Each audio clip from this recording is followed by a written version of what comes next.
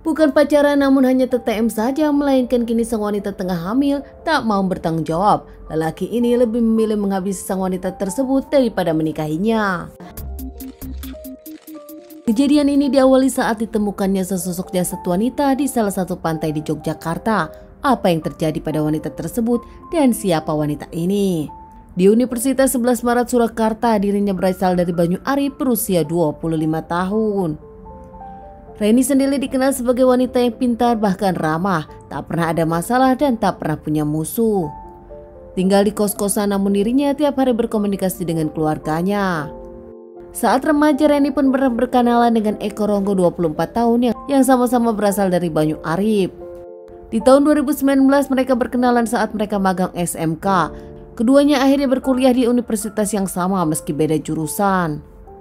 Keluarga Eko sendiri bukanlah keluarga yang berada. Penuh harapan, keluarga Eko menginginkan Eko semangat kuliah demi masa depan yang cerah. Keduanya akrab antara Eko dengan Reni, bahkan keduanya seperti orang berpacaran. Keduanya pun kerap sering memposting kebersamaan di sosial media. Bahkan para teman-teman memang menyangka mereka berpacaran. Bukan tanpa alasan, tak segan-segan Eko pun sering menginap di kos-kosan Reni. Bahkan keduanya kerap kemana-mana bersama. Tak ada halangan antara mereka pun tak pernah membawa pasangan lain, mereka benar-benar bersama berdua. Lulus kuliah, Reni sendiri bekerja di Solo, Jawa Tengah, namun tak lama hanya setahun. Saat itu Reni sendiri kini tengah mencari pekerjaan, sementara Eko masih di Solo karena dirinya belum lulus. Pasangan ini pun sering bertemu hingga akhirnya terakhir saat mereka bertemu, Eko kaget. Reni mengaku kalau dirinya tengah hamil anak Eko. Reni yang merasa kalau dirinya pacar Eko bahkan kerap melakukan hubungan rumah tangga dengan Eko di mana saja. Kali ini Reni pun mengungkapkan kalau dirinya tengah hamil hingga kini 3 bulan. Namun nampaknya keinginan Reni Eko bertanggung jawab dan menikahi dirinya tak semudah itu. Karena ternyata Eko sendiri merasa tak mencintai Reni, bukan pacar Reni, hanya teman tapi mesra. Eko merasa dirinya tak cinta kepada Reni, tak mau bertanggung jawab dan tak ingin menikah dengan Reni. Hingga akhirnya Eko pun merasa masa depannya akan segera hancur gara-gara Reni. Eko meminta Reni mengeluarkannya namun Reni menolak. Reni yang seorang perawat pun tahu kalau dirinya melulurkan kandungan. Reni bahkan yang menginginkan anak dari Eko kerap membawa ke dokter dan memberikan vitamin untuk sang anak. Tak lama Eko pun mengajak Reni jalan-jalan, namun ternyata kedukun untuk mengeluarkannya. Reni yang tetap menolak, kali ini perut pun makin besar. Segala usaha yang dilakukan Eko gagal dan Eko makin bingung karena merasa takut keburu Reni melahirkan.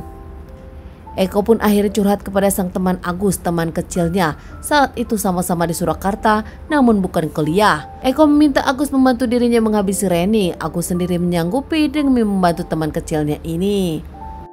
Keesokan harinya Eko pun menyewa mobil mengajak Reni jalan-jalan, bahkan membawa Reni ke suatu tempat untuk dilakukan ritual demi sang anak sehat.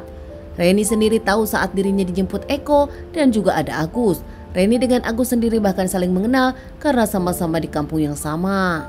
Bahkan sebelum Reni pergi dengan Eko dan juga Agus, Reni pun sempat WhatsApp keluarganya meminta uang bulanan.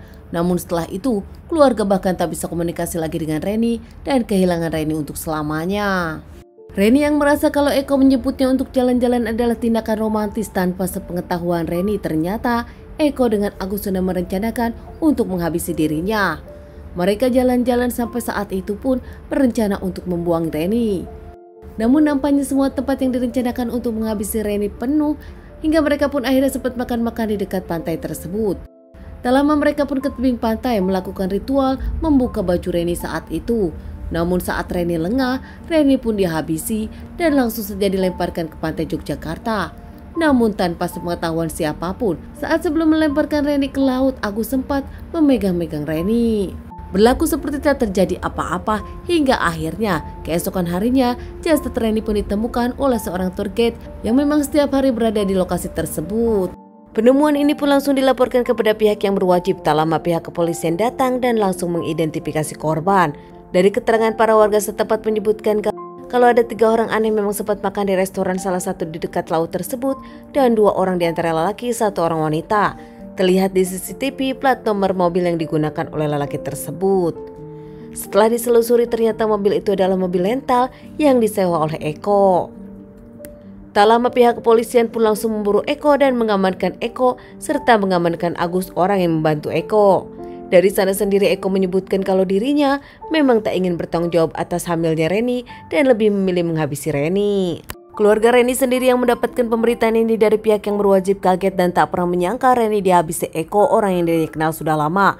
Bahkan kondisi Reni yang tengah hamil membuat keluarga makin kaget. Kini pihak keluarga menginginkan kedua orang ini dihukum seberat-beratnya. Setelah menjalani masa persidangan, keduanya akhirnya dihukum hukuman mati. Pihak yang berwajib pun puas dengan keputusan ini. Teman-teman, sekian dulu bahasan kasus yang aku bawakan kali ini. Semoga ini bisa dijadikan pelajaran untuk kita semua dan ditunggu bahasan kasus-kasus selanjutnya.